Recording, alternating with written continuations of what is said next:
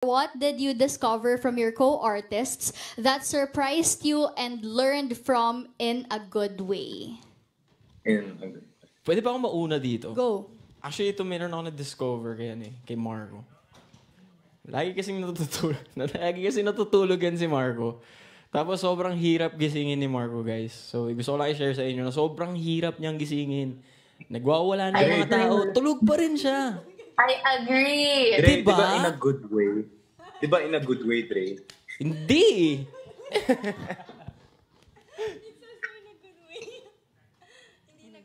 Anything good that you figured out about? Para sa kanya good daw Meron yun. ako.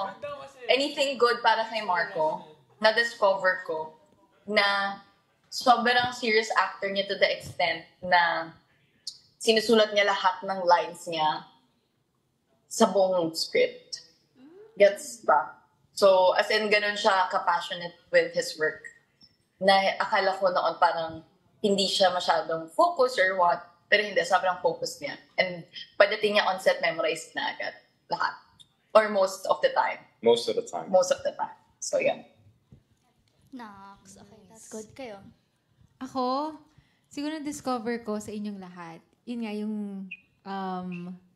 na mahilig din kayo mag-TikTok. I mean, game kayo sa Alam mo, TikTok. yun yung Kahit sa mga sasabihin boys. ko. Yun yung na-discover ko. Tsaka I learned from in a good way, lalo na kay TikTok teacher Krisha. Krisha. Yung mga, di ba, mga dance videos niya. Ayun.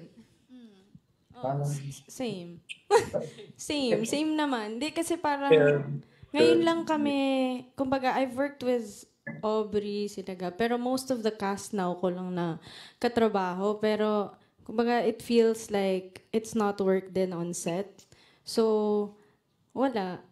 It's in a good way na sila. Sila ba? Pwede na ba yun?